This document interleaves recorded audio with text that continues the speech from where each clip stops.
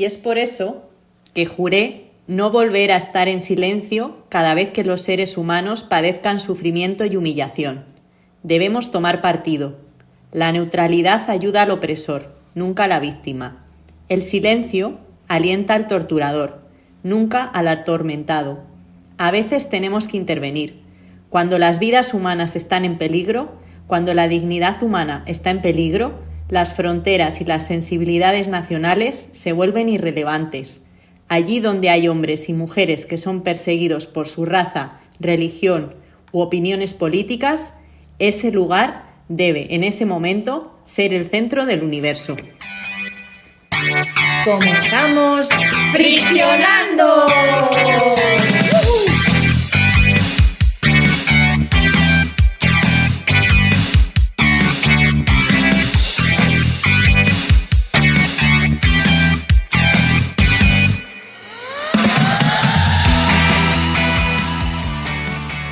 Este extracto que hemos leído al principio pertenece al discurso del Premio Nobel de la Paz, Elie Wiesel, que lo pronunció en Oslo el 10 de diciembre de 1986. Este señor es un superviviente de los campos de concentración nazi. Y bueno, lo incluíamos porque la indiferencia al sufrimiento pensamos que es lo que deshumaniza al ser humano. Y hoy, como queremos hablar de narcisismo, que es un tema complejo, como nos gusta a nosotras siempre tratar, pues lo vamos a abordar hoy. Y entonces pensamos que la indiferencia es más peligrosa que la ira y que el odio, porque mientras que la ira y el odio hacen que nos movilicemos por las injusticias, pues la indiferencia no genera ninguna respuesta. Entonces, en ese sentido, esto que decía Eli, el amigo Eli, que beneficia al agresor pero no a la víctima. Y bueno, esto también por traer a una autora que ya mencionamos en el capítulo 1, a Lola López Mondéjar, pues ella también lo mencionaba en su libro. Así que, bueno, pues nos acercamos a esto del narcisismo. Sí. Y con esto del narcisismo, yo que voy siempre a las cosas más de tierra, pensaba como que de dónde venía, ¿no? El narcisismo, pensé en el mito, ¿no? De Narciso y en aclarar un poco como esa historia. Sí, por favor, porque los mitos, para mí, muy difíciles de entender. Pues te lo voy a explicar muy clarito. Lo primero decir que es un mito que viene de la historia de la mitología griega y que nos ayuda un poco a entender, ¿no? Un poco el concepto, que tiene que ver con el exceso de amor propio, la admiración exagerada por uno mismo y la falta de empatía hacia los demás. Lo que dice el mito es, Narciso era un joven, ¿no? Muy bello, muy guapo, que despreciaba a quienes lo amaban. Y un día, mientras estaba en un lago, se asoma, ¿no? Y ve su reflejo y queda completamente enamorado de su propia imagen. Se obsesiona tanto con esa belleza que intenta abrazarla y al intentar abrazarla cae al agua y se ahoga. Y entonces, bueno, en ese lugar donde muere, pues nace una flor conocida como narciso. Entonces, bueno, este mito nos ayuda un poco a entender, pues eso, ¿no? El tema del narcisismo y desde el punto de vista psicoanalítico, pues tiene que ver con el estadio del espejo, ¿no? Que es esa etapa donde el bebé empieza a reconocer su propia imagen en el espejo y desarrolla una identidad independiente del otro. Entonces, bueno, al final representa el peligro, ¿no? De identificarse demasiado con uno mismo, de la incapacidad, ¿no? Para relacionarse con los demás de manera saludable y de la falta de empatía hacia el sufrimiento ajeno, que en su manera más extrema, pues eso, puede llegar a ser autodestructivo. Entonces, bueno, no sé si ha quedado claro sobre todo la parte del mito. La verdad es que sí. Y lo del espejo también es bastante clarificador. Sí, yo por empezar ahí un poco a friccionar, como nos gusta a nosotras, también. Pues me salía también decir que yo estoy a veces un poco en contra de esto de los términos, ¿no? Y de las etiquetas, ¿no? Y muchas veces se usa esto de narcisista también pensaba a veces como un poco como insulto, ¿no? Y muchas veces yo también lo escucho en consulta pues en referencia como a un otro, ¿no? Pues mi ex es un o una narcisista, mi jefe es narcisista, ¿no? Pero siempre como que es el otro, ¿no? Y bueno, nosotras nos planteamos si son los vínculos en sí mismos y en concreto los vínculos que tenemos en esta sociedad actual los que podríamos denominar como narcisistas, ¿no? Sí, también nos venía este tema del narcisismo porque hemos ido hace poco a unas jornadas de psicoterapia analítica grupal donde el tema central fue el narcisismo social. Y nos parecía un tema como muy interesante para poder reflexionar aquí, aunque muy complejo, porque tiene muchas aristas. Pero bueno, vamos a intentarlo. Sí, yo ahí me quedaba, o sea, un poco una explicación de narcisismo para dummies, de que el narcisismo pues es un aspecto normal del desarrollo y de hecho es necesario para diferenciarnos del otro, ¿no? Y es que cuando eres bebé, pues la relación con la madre, en ese primer estadio que hablaba María, pues el bebé cree que el mundo lo crea él, ¿no? Que no hay en el principio ninguna distinción entre la mamá y el bebé. Entonces, aunque técnicamente el mundo lo cree la mamá, ¿no? Pero el bebé cree que lo está creando él. Y poco a poco, al irse diferenciando, pues claro, se va frustrando porque va viendo que esto era una ilusión, se va ajustando a lo que podemos llamar realidad, ¿no? Y va saliendo un poco de este narcisismo, pero si no hay esa frustración, pues no se puede separar. Pero a veces también cuando hay muchas carencias, pues este proceso puede fallar. Esto es lo que yo entendí. Sí, de hecho ahí me gustaba mucho que hablaban en las jornadas de como la tercera figura que ayudaba a la diferenciación entre la madre y el bebé, que bueno, hablaban como de la figura paterna, pero como ya hemos hablado en algún capítulo, la figura paterna puede ser otra mujer o otra persona que no sea el padre o alguien tan directo, figura de cuidado.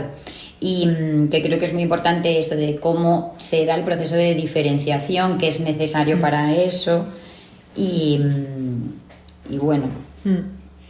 Yo como lo entendía, y ya por cerrar esta parte, ¿no?, del concepto, es parecido a lo que explicabas tú, Elena, y que a mí me recordaba mucho, también mencionando a María Velasco, ¿no?, que también la hemos mencionado en el capítulo de la crianza, como que forma parte del desarrollo, ¿no? O sea, como que no es una cosa que aparezca de adulto, sino que el narcisismo es una cosa que se va creando en la evolución, ¿no?, del hombre. Y yo me gustaba como verlo por fases, ¿no? Entonces, la primera fase sería como de feto, ¿no?, donde al final no hace nada por sobrevivir, estás ahí a gustito en el útero. Luego, cuando naces, pasas a ser el centro, y en esto que decías tú, Elena, no hay distinción entre tú y la madre, ¿no? Entonces tú eres el centro y todo se te da, ¿no? O sea, todo, la madre se encarga de satisfacer como todas tus necesidades y de que estés, ¿no?, bien. Pero luego eso tiene que transformarse de forma progresiva para conseguir esa separación y que tú puedas ser uno más, ¿no? No uno como parte de otro, sino como uno más. Y esta es la fase de estadio del espejo, donde al final te identificas como a ti mismo y no como dentro de otro, sino que ya te puedes ver a ti como persona separada. Y entonces enlazo con esto que hablaba Olaya de la frustración, ¿no?, y de la separación, porque al final hay que hacer esa transformación, ¿no?, de ser uno junto a otro a ser uno mismo, y eso hay que hacerlo de forma progresiva. Entonces, con esto de las frustraciones, también en la crianza yo creo que se ve que cuando hay una frustración excesiva, pues se puede producir en el niño, ¿no?, como una baja autoestima, sentimientos de inseguridad, pero que cuando no hay ninguna frustración sí que se potencian todos estos rasgos narcisistas, porque tú sigues creyéndote el centro, confundes tus necesidades con obligaciones que deben satisfacer los demás, ¿no?, y que todos son derechos propios. Nada lo respetas y no asumes ninguna responsabilidad ni en ti ni en los demás. Pues sí, muy bien explicado. Y bueno, también eso, como vamos hilando un poco con los capítulos anteriores que ya vamos teniendo unos cuantos, ¿sí? Pues hablábamos también de cómo a nuestra sociedad actual le cuesta aceptar que no podemos conseguirlo todo. Y también cómo en la crianza había mucha confusión en esto de asimilar los límites de ser mal padre, entre comillas, y entonces pues eso implicaba reforzar aspectos narcisistas del niño en este sentido de que todo lo puede, ¿no? De que no hay límites.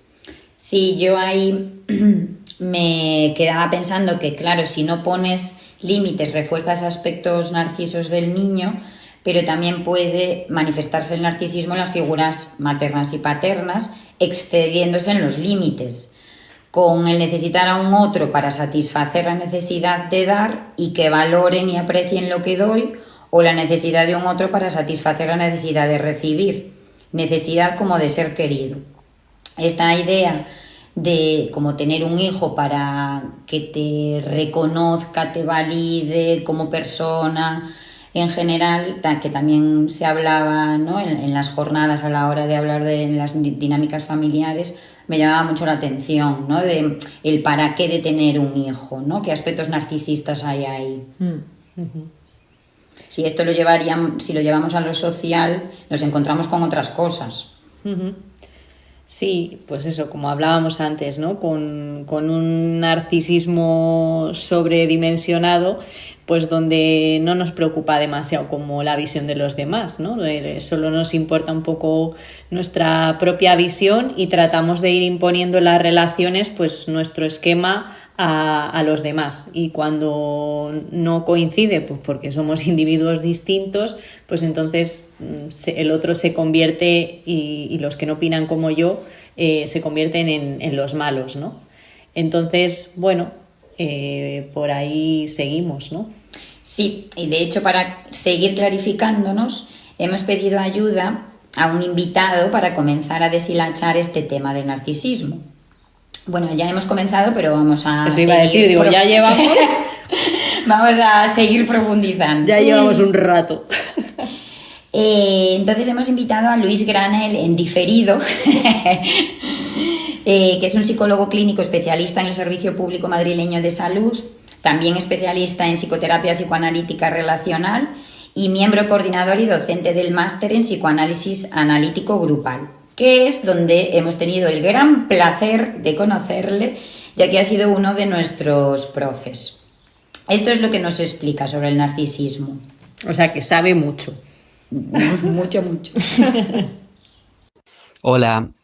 Bueno, muchas gracias a las tres, a Elena, Olaya y María, por invitarme a participar en vuestro podcast en este nuevo capítulo. Y me preguntabais que qué entiendo por narcisismo en el momento social actual. Desde una perspectiva más social que individual, entiendo el narcisismo como la aspiración que tiene el ser humano hoy en día a la más absoluta autonomía. En definitiva, ese deseo, que no deja de ser una ilusión, de autosuficiencia. Creo que hoy en día vivimos en la ilusión de que no necesitamos a los otros para nuestro desarrollo personal y humano. En la base de esta idea está el individualismo como tendencia filosófica que defiende la supremacía de los derechos individuales frente a los de la sociedad. Esta tendencia, si bien se ancla su origen hace siglos, algunos autores de hecho nombran su auge, que su auge comienza durante el romanticismo, nada más y nada menos que en el siglo XVIII, probablemente en los últimos 40 o 50 años ha tenido un crecimiento exponencial.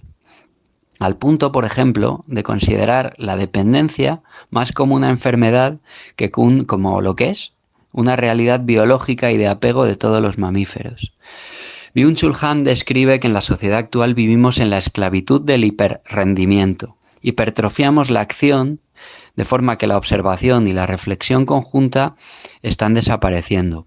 El hombre occidental actual engulle incesantemente información, la información que nos proporciona a cada momento las redes, el mundo digital, sin ser procesada, contrastada o reflexionada en la relación entre nosotros, ¿no? Estamos perdiendo la búsqueda común y comunitaria de significados. Vivimos más en el monólogo, a veces en un monólogo compartido, que en el diálogo. Con esto del monólogo compartido me refiero a la tendencia al pensamiento único, de forma que perdemos la posibilidad de poder aprender de nuestras disensiones y nuestras diferencias. Al que es diferente lo rechazo, sin darnos cuenta de que el que piensa igual que yo no me aporta mucho, no me va a ayudar a pensar cosas nuevas, ¿no? O a modificar la percepción que tengo de la realidad. Kernberg es un psicoanalista de los más importantes en los últimos años. Explica que desde los años 70 y 80 hay un preocupante aumento de rasgos narcisistas en la población general, basado en expectativas sobrevaloradas de sus carreras profesionales en detrimento de las relaciones con los otros y una sorprendente indiferencia respecto al sufrimiento y al bienestar de los demás. Podemos observar que en las ciudades cada vez existen menos espacios comunitarios en los que participar y dialogar. Las nuevas ciudades no se construyen en base a centros que son grandes plazas donde reunirse. Y, por ejemplo, por poner un ejemplo, en las viejas ciudades cada vez hay menos bancos para sentarse, menos lugares para sentarse, observar, pensar, hablar. ¿Pero por qué? ¿Qué ha ido generando todo esto? Supongo que podríamos nombrar muchas causas que van desde el existencialismo o la filosofía más profunda a otras más arraigadas en una crítica al sistema capitalista, pero voy a nombrar algunos factores como más próximos. El propio Kernberg apunta a la disgregación de las estructuras familiares que dejan al individuo desarraigado y, por otra parte, al progresivo establecimiento de contactos efímeros derivados del mundo digital, de las redes sociales, de las apps de citas. Dichas tendencias, dice Kernberg, ofrecen unas oportunidades sin precedentes para el engrandecimiento, magnificadas por los contactos superficiales con los demás. Otra psicoanalista a la que habéis nombrado mucho en vuestro podcast y tiene una importancia crucial, Lola López Mondéjar, alude a la ruptura con la transmisión generacional de la experiencia. Ella dice que en nuestra sociedad actual se ha producido un desprestigio de los valores tradicionales, una deconstrucción de los grandes relatos en pos del avance de los ideales individualistas, lo que ha debilitado a las instituciones que antes nos protegían, como la familia extensa, los sindicatos, la iglesia o el estado de bienestar. Las instituciones zombies, como ella las llama. Bueno, ahí dejo medio abiertas algunas ideas que probablemente no dan luz completa sobre un asunto tan complejo, pero que quizá cumplen la función de ayudarnos a seguir pensando y dialogando. Y bueno, os vuelvo a dar las gracias y os mando un abrazo. Bueno, pues estamos muy de acuerdo con estas reflexiones que nos manda Luis y de hecho vamos a ir retomando algunos autores que él comenta.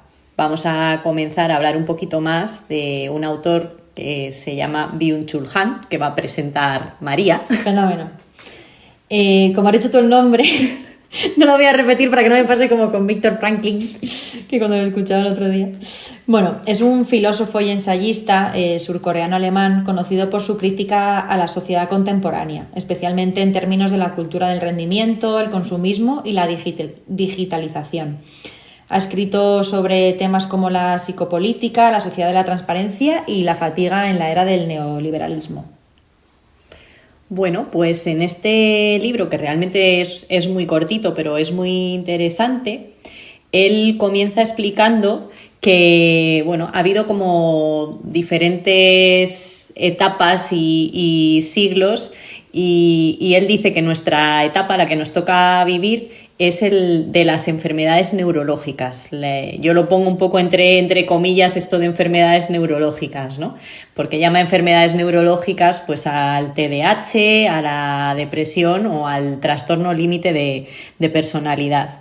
Y haciendo referencia un poco a que antes, como que en épocas pasadas, el enemigo estaba fuera, ¿no? Lo comparaba un poco como con los virus, ¿no? Los virus que infectan a las personas y el enemigo está fuera, Pero en estos trastornos, pues los enemigos están dentro de nosotros, ¿no?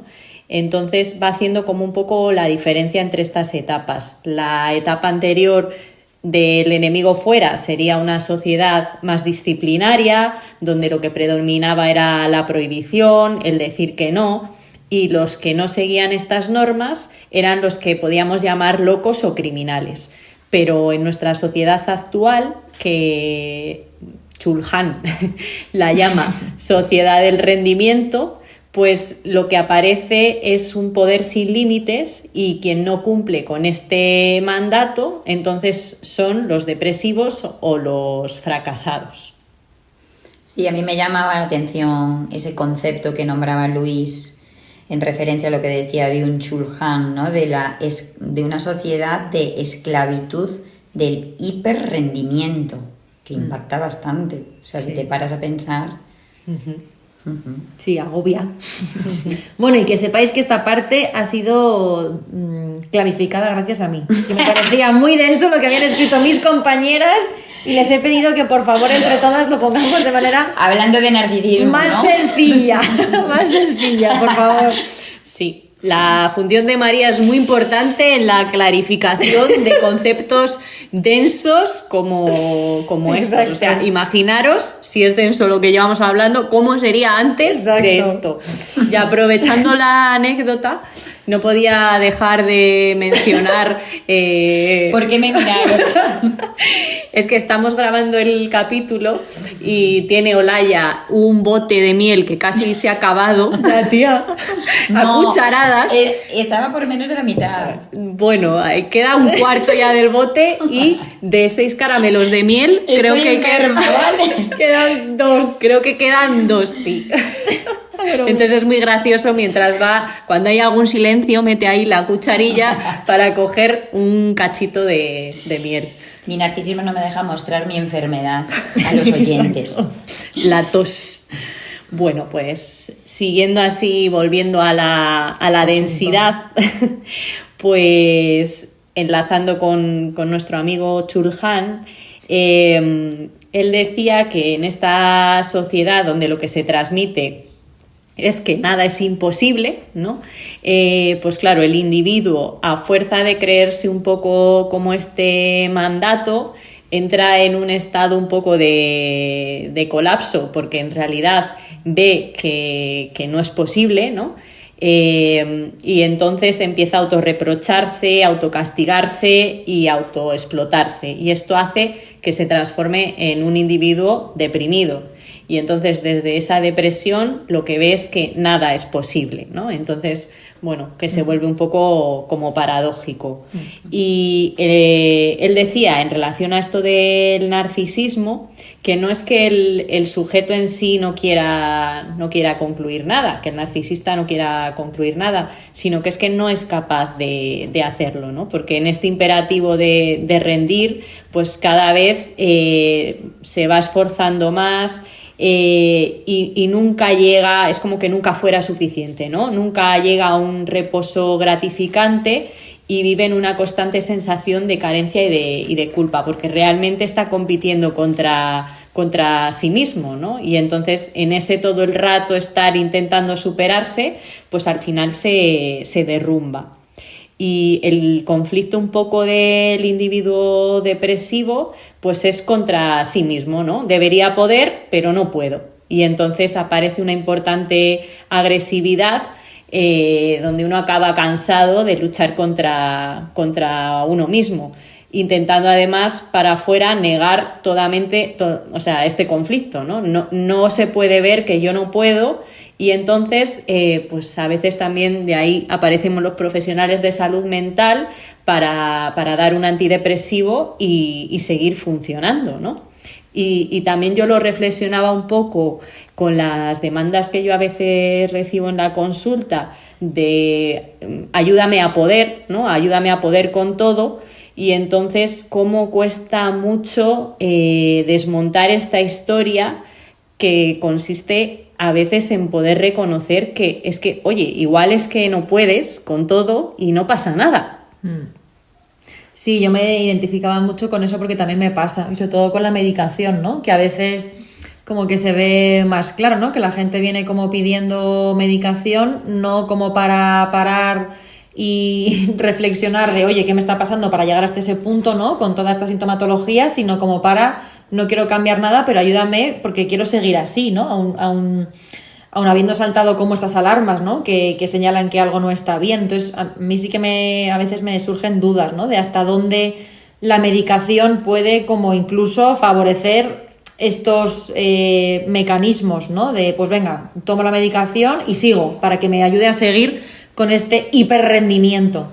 Entonces, a mí es verdad que lo que me consuela es intentar darle como un sentido a la medicación diferente, ¿no? Como que sea algo para, oye, igual las alarmas están muy desajustadas, igual con la medicación es verdad que podemos bajar un poco intensidad, pero no con la idea de seguir perpetuando lo mismo, sino con la idea de poder parar, reflexionar y desde ese estado quizá un poco más tranquilo ver qué se puede hacer diferente, ¿no? Y quizá pasa por pues tolerar que hay cosas que no puedo o cambiar determinadas situaciones. Entonces, sí, yo creo que es importante como darle una vuelta a esto, ¿no?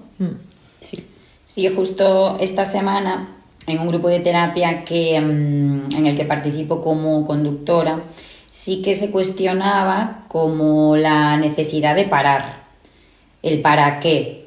Y decían como, sí, es que si paro, puede ser que me quede ahí estancado en esa sensación o emoción tan dolorosa. Como que se intenta evitar conectar con ciertas emociones como la tristeza, ¿no? O el miedo, y me venía el concepto de duelo, que el parar puede implicar el asumir que uno no puede llegar y al final eso no deja de ser un duelo. Sí. Sí. Sí, y en ese sentido, volviendo a Chulhan, él decía que en esta sociedad, pues el yo queda atrapado en este yo ideal, ¿no? Que es una cosa inalcanzable, donde yo me siento mal por no llegar y se hace una grieta entre lo real y lo ideal. Y ahí es donde surgía esta agresividad y esta imagen de ser un fracasado, ¿no? Porque nunca voy a llegar a este yo ideal. Sí, a mí aquí me salía como la reflexión, ¿no? Y enlazándolo con lo que hablabas tú antes, Elena, de las épocas anteriores que eran más disciplinarias, las épocas de ahora, ¿no? Que en teoría eran las que pues tenían como menos límites y parecería, ¿no? Como si fuese algo más moderno, más libre, y que al final, por una cosa o por otra, como que seguimos atrapados, ¿no? O sea, como que ahora parece que es una sociedad más libre y tenemos, ¿no? Más libertades, más derechos, más tal, pero al final seguimos, entre comillas, en una cárcel, atrapados en este ideal y en este rendimiento. Y me salía un poco la reflexión de la mujer y también todo el tema ¿no? de la maternidad, que al final ahora como que la mujer tiene más derechos, ¿no? Se ha conseguido como un montón de cosas, que pueda trabajar, pero o sea, bueno, eso, que pueda trabajar, que pueda estar presente en la crianza, pero que no deja de ser también a mí a veces como también una exigencia, ¿no? De al final, cuanto más podemos, también más se convierte en exigencia. No sé si se entiende bien el ejemplo. Pero bueno, que nos atrapamos también, ¿no? En estas cosas. Sí. Sí, en ese sentido, por eso, Chulhan ahora diría que es como una autocárcel, ¿no? En vez de una cárcel donde metemos al criminal, es una cárcel, bueno, como una jaula, ¿no? Pensaba, sí. La jaula del oro esta. Y así, por terminar un poco con la conclusión que yo sacaba de la solución que aportaba Chulhan a este asunto, ¿no? Pues él nombraba a dos filósofos, a Nietzsche y a Aristóteles, que ambos incluían dentro de las cualidades del hombre una cualidad contemplativa, que no está muy presente en la sociedad actual y que tendría que ver no tanto con esta acción, sino con una mirada de calma y de paciencia, donde no habría que estar todo el rato respondiendo inmediatamente al impulso, ¿no? Y esta sería un poco como la solución y la vía que él aporta. Sí, a mí ahí me venía como que puede estar relacionado con la dificultad de no poder asumir que uno no puede con todo, el miedo a la mirada del otro. Sí, lo que se suele pensar instintivamente casi, de no puede ser que me vean con mis vulnerabilidades, o no pueden ser que vean que no puedo. Y además como que a veces tenemos esa manera de funcionar precisamente para pertenecer a un grupo, a una sociedad, que nos acepten. Y a la vez me parece paradójico porque hacemos eso en soledad. Es decir, nos imponemos el aparentar que podemos con todo para pertenecer, pero a la vez ese esfuerzo es muy solitario. Y a la vez nos vamos alejando, que justo es lo que no queremos. Y venía lo de que decía Luis, que hacemos como un monólogo compartido. No estamos reflexionando junto con otros en relación a lo que nos pasa, sino que hablamos con espectadores que tenemos ahí, pero no hay realmente una necesidad de compartir con el otro, que nos entiendan y entender al otro, sino, bueno... Sí, o como de modificar nuestras ideas, ¿no? Sí, es un poco de transmitir lo que yo quiero y el otro, bueno, tiene que estar ahí para escucharlo, pero un poco más. Para darme un like. Eso es. Sí, a mí me daba pena cuando lo leía porque pensaba, igual estamos todos haciendo como mucho esfuerzo por no, por lo que diga el otro, por lo que hacen todos, y en el fondo estamos todos hiper cansados, hiper agotados, pero en nuestro mundo, ¿no? Sin compartirlo. Entonces como que me daba pena al final esa parte que tenía que ver más con la mirada del otro y de quedarse cada vez más aislado. Me venía que justo en un grupo de esta semana de terapia una paciente tuvo una lumbalgia y lo transmitió, ¿no? No pude venir la sesión anterior por una lumbalgia.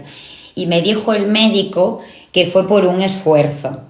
Entonces, claro, a través de eso hablamos mucho del esfuerzo que hacemos todo el rato para llegar a todo y cómo eso, efectivamente, el cuerpo también lo nota y lo siente.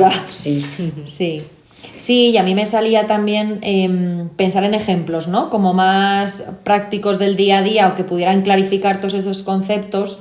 Y pensaba que en las noticias constantemente vemos casos, ¿no? de estos narcisismos y de todo lo que pasa a nivel social y de una sociedad que al final lo quiere todo y que no acepta los límites, ¿no? Y bueno, me venían ejemplos, pues por ejemplo, como esto que pasó hace unos años, ¿no? De Ana Obregón, de la gestación subrogada, ¿no? Que al final es como, bueno, meterse en un momento de mucho deseo, ¿no? De muchas ganas, pero sin poder entender que hay ciertos límites, sin poder entender la repercusión que puede tener fuera de ti, ¿no? Hacia otras personas, eso, como no poder salirse de uno, ¿no? De lo que necesita uno. Pensaba también en todas las guerras, ¿no? Que hay con los líderes narcisistas. Bueno, un poco como ejemplos que no son conceptos que estén en los libros, ¿no? Sino que son cosas que se puede ver claramente, ¿no? Con ejemplos del día a día. Sí. Sí, aquí con lo de que decías de líderes narcisistas, hablando del narcisismo, se puede hablar de muchos tipos de narcisismo, ¿no? Que con esto de que es una etapa intrínseca al desarrollo, todos en parte podemos tener una parte narcisista que se transmite de diferentes formas. Y como que hay varios tipos de narcisismo, ¿no? Que hemos escuchado, leído, entre ellos el vulnerable, el grandioso, ¿no? Que tienen otros nombres como de piel fina, que sería más el vulnerable, o el grandioso de piel gruesa, que se dice. Sí, y aquí un poco por diferenciarlos, ¿no? El grandioso o el de piel gruesa es un poco como el más clásico o el más conocido, ¿no? Yo creo que es el que un poco la gente se imagina cuando hablamos de narcisismo y es el que tiene pues un comportamiento más dominante, esta falta de empatía, como una confianza, ¿no? extrema, un comportamiento más extrovertido y una autopercepción de superioridad. Yo creo que es como lo más así clásico y es verdad que a veces sí que va asociado a una parte más de psicopatía. Y luego estaría el narcisismo más vulnerable, de piel fina, que es el que es pues más sensible a la crítica, tiene un comportamiento más introvertido desde la timidez, con más reservas, con una autoconciencia dolorosa, con relaciones problemáticas. Entonces, bueno, son como dos maneras de expresar un rasgo, ¿no? Común, que es el narcisismo. Sí, también me preguntaba, ¿existe el narcisismo bueno? Que supongo que sería como el necesario. Entiendo que el narcisismo tiene una parte necesaria en esta sociedad. Y me venía a ligarlo con las redes sociales, los influencers, las podcasters. Alguna por ahí. Desde el punto de que el narcisismo también puede ser bueno si sirve para divulgar mensajes útiles que puedan servir. Por ejemplo, pues nosotras, no sé si divulgamos algo o no, pero bueno, que sí que mostramos nuestras reflexiones por si pueden servir, ¿no? Para reflexionar a otras personas. Y que claro, uno cuando expone su parte narcisista, a la vez se está exponiendo, y esto puede mover las partes narcisas de otros, buenas o a lo mejor no tan buenas. Buenas, por ejemplo, pues que te den consejos, que te digan pues que te gusta, o que también meterían pues canciones o libros de otro tipo. Sería un narcisismo bueno de quererte ayudar, ¿no? Pero que lo hacen desde su deseo y necesidad. Luego ya vendrían también a lo mejor narcisismos que se pueden mover más, a lo mejor perversillos o más destructivos, y pensaba en los haters. Y bueno, quizás podamos profundizar un poco más en esto, ¿no? De las redes sociales y cómo influye en el narcisismo.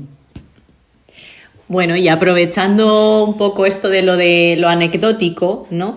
Y la utilidad que puede tener, antes pensábamos en lo del narcisismo, bueno o saludable.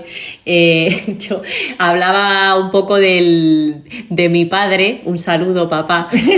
En que a veces hay acciones que pueden ser positivas y beneficien a la sociedad, ¿no? Y porque lo contaba que mi padre, que vive enfrente de un colegio, a veces pues ha avisado de que se había quedado alguna luz encendida en el colegio, ¿no? Y que son conductas que normalmente pues no solemos, bueno, que como en esto de la indiferencia que hablábamos al principio, pues las personas igual lo vemos, pero no nos vemos como actores para hacer ese tipo de aviso, ¿no? Y bueno, pues hablando de esto, ¿no? De que en ese sentido sería un narcisismo positivo, como hacerte actor de hacer este aviso y que eso beneficie un poco a un colectivo. Sí, a mí también me surge el ejemplo de una amiga que también, ¿no? Siempre escribe al ayuntamiento cuando considera que hay algo que está mal, por ejemplo, un seto mal cortado y entonces dificulta para la conducción en una rotonda, o alguna cosa así de la calle, como que siempre escribe y además siempre la contestan. Y bueno, pues oye, igual sirve, ¿no? Para que efectivamente, para que no haya ningún accidente. O sea, que me parece que en ese caso, joder, pues el poder hacerte cargo pues es bastante positivo. Uh-huh. Y luego sí, con esto que planteaba Soraya, ¿no? De si existe el narcisismo bueno, o sea, yo creo que es eso, como forma parte del desarrollo, el narcisismo está y es necesario, ¿no? Para crecer y para poder desarrollarse, pero quizás sí que hay luego ya, sobre todo yo creo que más de adultos, ¿no? Un narcisismo más saludable y un narcisismo más patológico.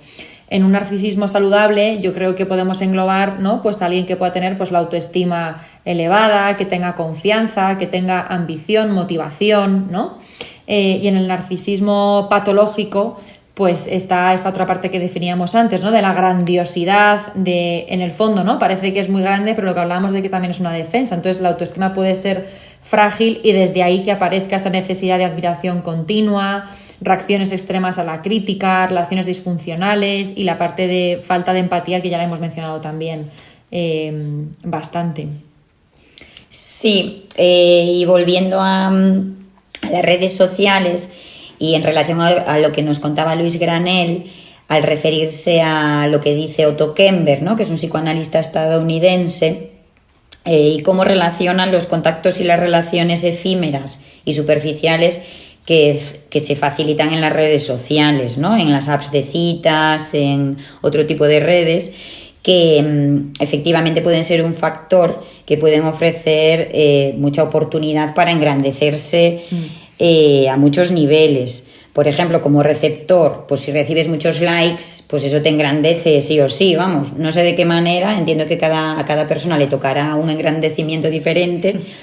Y como emisor, puede lo veremos cuando tengamos muchos likes. A ver cómo nos sentimos. Estamos en ello. Nosotras no nos lo vamos a creer, o sea que podéis darnos a like. Pero que también puede dar miedo recibir muchos likes. Claro. Sí, como aumentar ¿no? Yo pensaba en en tener como unas expectativas muy altas, ¿no? Sí. La exigencia que vaya aumentando. Sí, pues si tienes un podcast o una cuenta, tienes que tener muchos likes para llegar a todo el mundo, Exacto. ¿no? Y sí, también que uno también se puede engrandecer desde el hecho de ser el que da los likes o da los no likes, ¿no? Bueno, al poder criticar de forma anónima, también uno se engrandece, ¿no? Los De trolls. mira lo que le acabo de decir. ¿Cómo se llaman estos? No, esos son los bots, que me he equivocado. Ya, yo estoy perdida. O sea, yo estoy perdida ya. No, los bots son los que son cuentas falsas, ¿no? Esos no... No, yo estaba pensando, sí, la gente que se hace un personaje, pues eso, como de hater, ¿no? Ya. Esa es sí. un poco como su grandiosidad, Sí, ¿no? sí, Como sí, Risto. Sí, algo así, Ya. ¿no? Ya, sí.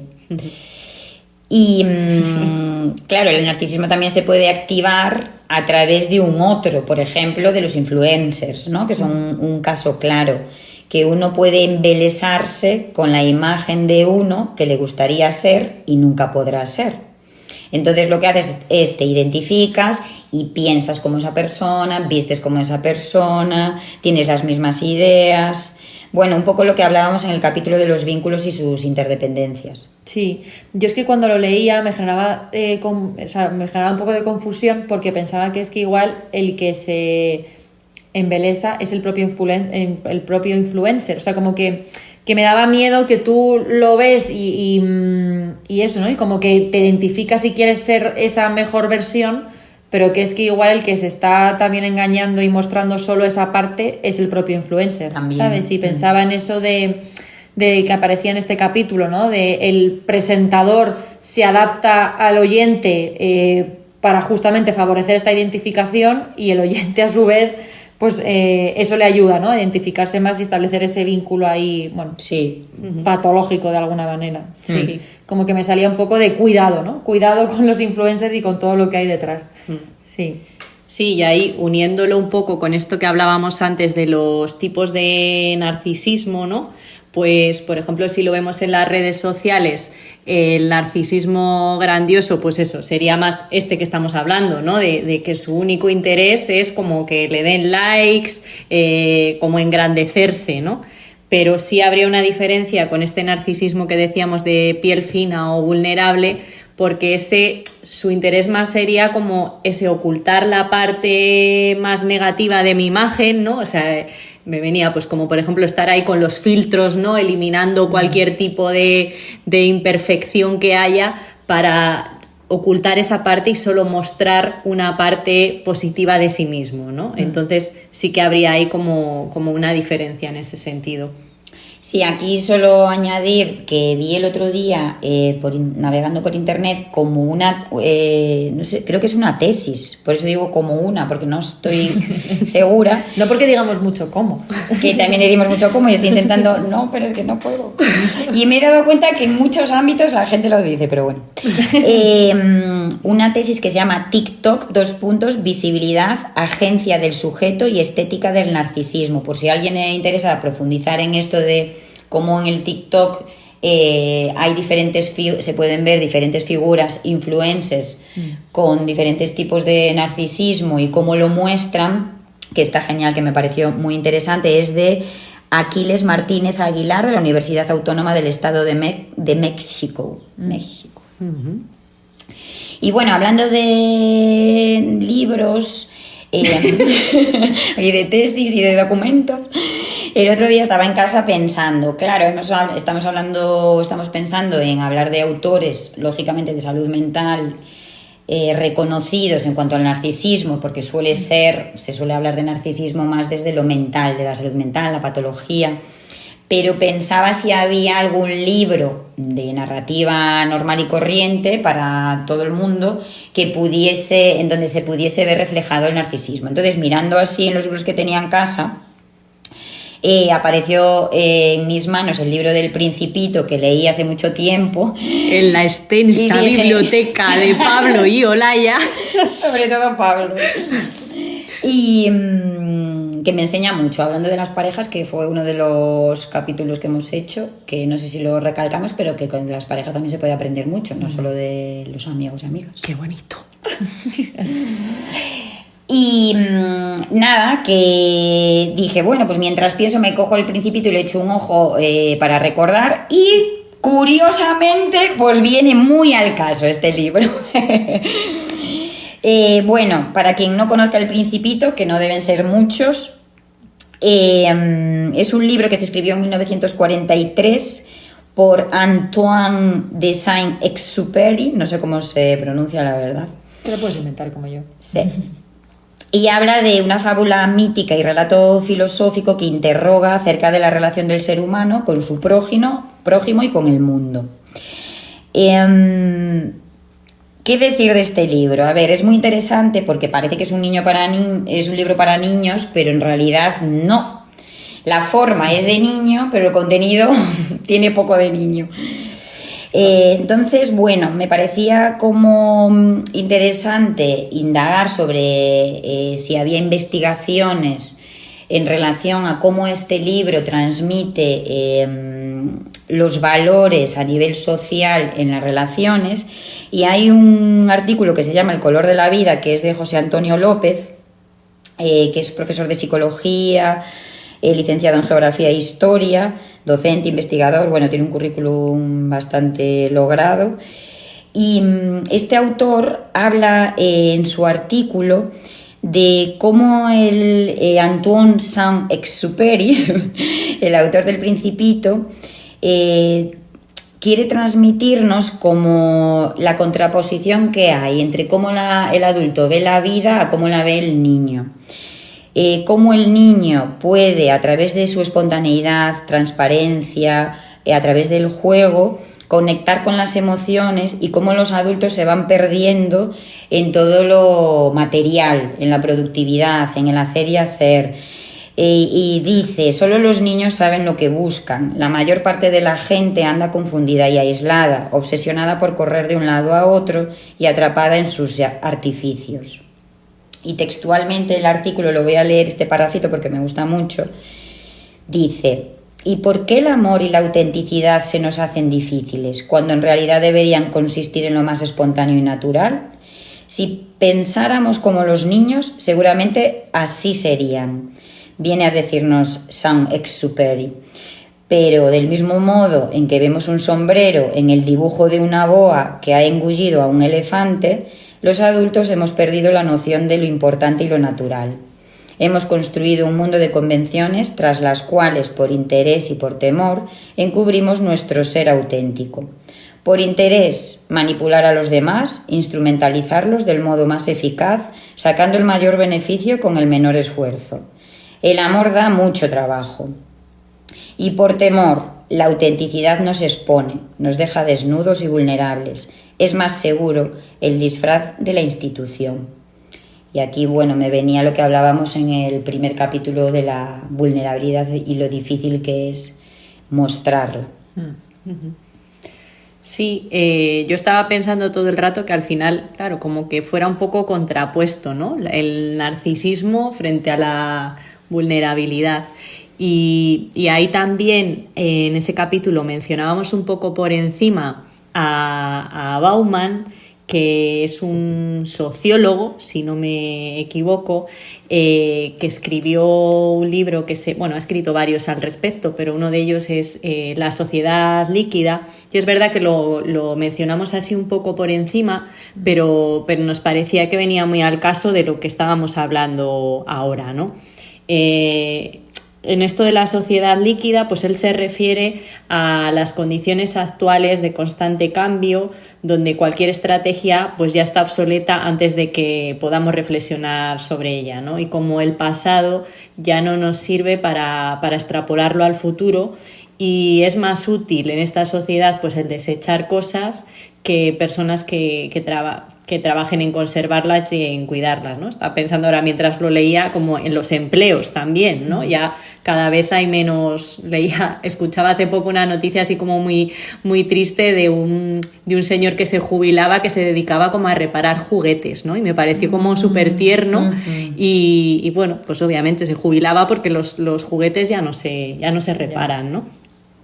Entonces, bueno, en ese sentido también reflexiona sobre cuáles serían los personajes propios de cada época, ¿no? Igual que lo hacía antes también nuestro amigo Chulhan, pues Bauman decía que en esta época de ahora los personajes así prototípicos serían las celebridades, ¿no? Los influencers que hablaba antes Olaya, donde su única función un poco es, pues bueno, mostrarse, ¿no? Mostrar su vida, lo que hacen, y entonces en ese sentido, como producto fácil y desechable, pues tienen una fama efímera, donde igual que vienen, pues se va.